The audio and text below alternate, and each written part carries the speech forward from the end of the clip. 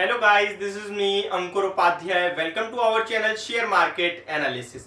देखिए गाइस, बात करने वाला हूं एक ऐसे स्टॉक के बारे में जिसके रिजल्ट्स काफी शानदार आए, बट पूरे सेक्टर में कहीं ना कहीं पिटाई, ऊपर से मार्केट में पिटाई और एफआईआईज की कंटिन्यू सेलिंग स्टॉक को नीचे की तरफ ले गई। स्टॉक का नाम है माइंडट्री। इस स्टॉक के रिजल्ट्स आपने कल के सेशन में आते हुए देखे और रिजल्ट्स में कोई भी कमी नहीं थी। मैं आपको बता दूं, क्वार्टर ऑन क्वार्टर ग्रोथ थी और मैं आपसे यही कह रहा हूं कि लार्ज कैप में क्वार्टर ऑन क्वार्टर प्रेशर रहेगा, लेकिन मिड कैप आईटी में मुझे कहीं से कोई दिक्कत नहीं नजर आ रही है फिलहाल तो। और देखते हैं कैसा होता है धीरे धीरे आगे चल के। बट माइंडट्री के रिजल्ट्स सही थे, अच्छे थे, इनफैक्ट एक्सपेक्टेशंस को बीट करा था, बट स्टॉक कहीं ना कहीं गिरता हुआ दिख रहा है, वो भी 8% का बड़ा कट। ये स्टॉक जो 5000 का हाई लगा के आया है और 4200 पे अराउंड ट्रेड करता था, वो आज 3635 के लेवल्स पे आपको मिल रहा है। क्वेश्चन ये उठता है, क्या ये मौका है खरीदने का या फिर ये मौका है निकलने का? स्टॉक की डिटेल्स आप सभी को दूंगा। रिजल्ट्स आने के बाद कहीं ना कहीं ब्रोकरेज हाउसेस के टारगेट आते हुए दिख रहे हैं। एक एक करके आपके साथ टारगेट शेयर करूंगा। क्या टारगेट्स हैं उनके? मॉर्गन स्टैनली और कहीं ना कहीं आपने देखा गोल्डमैन सैक्स, इन सब की तरफ से आपके लिए टारगेट्स आए हैं माइंडट्री के शेयर पे। क्या है सारे टारगेट्स और क्या बन रहा है मेरा व्यू इस टाइम इस स्टॉक को लेकर, ये मैं आप सभी के साथ शेयर करने वाला हूं। तो चलिएगा इस वीडियो को आगे बढ़ाते हैं, लेकिन उससे पहले मैं आप सभी के साथ एक गुजारिश करना चाहूंगा। अगर आप मेरे चैनल पर पहली बार विजिट कर रहे हैं तो प्लीज इसको सब्सक्राइब कर लेना, नोटिफिकेशन बेल आइकन भी दबा देना ताकि मेरी वीडियो आप तक पहुंचे सबसे पहले। वन मोर थिंग गाइज, अगर आपको ये वीडियो समझ में आए और पसंद आए तो एक लाइक भी दे देना गाइस। एक और चीज बोलना चाहूंगा, स्पेशल चीज है जो आप सभी के लिए। अगर आपको किसी स्टॉक से रिलेटेड या फिर कोई भी क्वेरी है जो मेरे से पूछना चाहते हैं, प्लीज बेझिझक टेंशन फ्री होके आप कमेंट में लिखिए अपनी प्रॉब्लम। मैं उस पर वीडियो बनाऊंगा या फिर शॉर्ट तो 100% बनाऊंगा। इसके लिए आपको सिर्फ एक चीज का ध्यान रखना है, आप कमेंट कर रहे हैं तो प्लीज आप इतना याद रखें कि आप मेरा शॉर्ट जरूर चेक करें, क्योंकि हो सकता है मैं आप ही का जो क्वेरी है वो सॉल्व कर रहा हूं शॉर्ट में और आप तक पहुंचे ना तो कोई फायदा नहीं है। अब मैं इसके बारे में बताऊं, माइंडट्री के बारे में। आज के सेशन में 8% की गिरावट बहुत बड़ी लास्ट आवर में, और तेजी से आईटी स्टॉक गिरते हुए दिखे, जहां पे स्टॉक ने भी और तेजी पकड़ ली गिरावट के लिए। सुबह से 3884 के लेवल्स पे ट्रेड कर रहा था, करीब करीब 12:40 पे सेलिंग प्रेशर हैवी हुआ स्टॉक में, जहां से 100 रुपए की और गिरावट आई। और उसके बाद लास्ट आवर में तो आपने देखा किस हिसाब से स्टॉक गिरा है। 3565 का लो बनाया, जो एवरेज आउट होके देखिए आप 35 और 61 40 यानी 75 रुपए की ऊपर की क्लोजिंग आई है एवरेज आउट होके। स्टॉक का लो 3561 का है और क्लोजिंग 3635 की है। तो आप देख सकते हैं किस हिसाब से पिटाई पड़ी है। इसके वैल्यूएशन देखना बहुत ज्यादा जरूरी हो गया, जो काफी महंगा हो गया था स्टॉक। कहीं ना कहीं आपने देखा 60 50 55 60 के पीई पे चला गया था, 40 के पीई पे आके खड़ा हो गया स्टॉक। हालांकि लार्ज कैप से ज्यादा अभी भी वैल्यूएशन मिड कैप को मिल रहे हैं, क्योंकि इनमें ग्रोथ ज्यादा दिख रही है। अभी जो एनालिस्ट हैं, जो मार्केट के व्यूअर्स हैं, वो कहीं ना कहीं अभी भी मिड कैप आईटी में ग्रोथ ज्यादा दिख रहे हैं। इसीलिए आप देख रहे हैं माइंडट्री का 40 के पीई पे ये स्टॉक ट्रेड कर रहा है। अभी भी 3.3 मिलियन वॉल्यूम्स ट्रेड हुए हैं इस स्टॉक में, यानी कि 33 लाख शेयर आज के सेशन में ट्रेड हुए हैं। 33 लाख, एवरेज शेयर 7 लाख का है, यानी आप देखिए मोर देन 4 टाइम शेयर आज के सेशन में ट्रेड होते हुए। ये मुझे डरा रहा है। क्यों?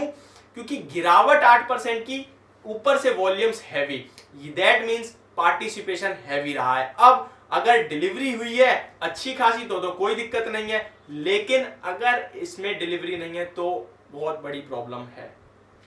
कहां तक जा सकता है स्टॉक, इसके बारे में बात करूं, लेकिन उससे पहले ब्रोकरेज हाउसेस का क्या व्यू बन रहा है वो मैं आप सभी के साथ शेयर करना चाहूंगा। गोल्डमैन सैक्स, नोमुरा एंड मॉर्गन स्टैनली, इन तीन की तरफ से इस स्टॉक पे इसके रिजल्ट्स के बाद टारगेट्स आते हुए दिखे हैं। सारे के सारे ब्रोकरेज हाउसेस ने टारगेट प्राइस कट करा है, बट सबका प्राइस टारगेट प्राइस जो है इस लेवल से ऊपर है। अगर मैं गोल्डमैन सैक्स की बात करूं तो कहीं ना कहीं उन्होंने 3800 के अराउंड से उनका टारगेट 3750 या 3800 के पास का रह गया। उनका सबसे छोटा टारगेट उन्हीं का है। अगर आप नोमुरा का टारगेट की देखें तो 4200 4300 के टारगेट्स हैं उनके अभी भी, हालांकि उन्होंने भी अपना टारगेट प्राइस कट करा है। और अगर मॉर्गन स्टैनली की बात करें तो उनका अभी 44, मैंने आई थिंक अभी नोमुरा में 2400 बोल दिया, तो उसके लिए मैं आपसे सॉरी कहना चाहूंगा। शायद 2400 बोला है, उसको मैं कहना चाहता हूँ 4200 है।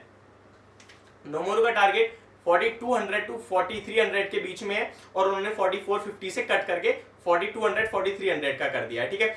और मॉर्गन स्टैनली की बात करूं तो उनके टारगेट स्टॉक पे 4400 4500 के हैं, और उनका भी टारगेट प्राइस कट हुआ है 5000 के अराउंड से, उनका टारगेट प्राइस कट करके उन्होंने 4500 का कर दिया है। तो कहीं ना कहीं सबने टारगेट प्राइस कट करे, बट यहां से अभी भी काफी बड़ी पोटेंशियल दिखते हैं। अगर आप सबसे लोएस्ट टारगेट 3800 का भी लेके चले तो वो भी यहां से स्टॉक में आपको 7-8% का रिटर्न देने की दम रखता है, ठीक है। और मुझे नहीं लगता ये 3600-3800 वाला शेयर है, ये 4000 वाला ही शेयर है भाई। ये ग्रोथ है। अभी आईटी स्टॉक्स में मोमेंटम वीक हो गया है, कहीं ना कहीं प्रेशर है, वो खत्म होगा और ये स्टॉक आपको दोबारा रैली करते हुए दिखेंगे।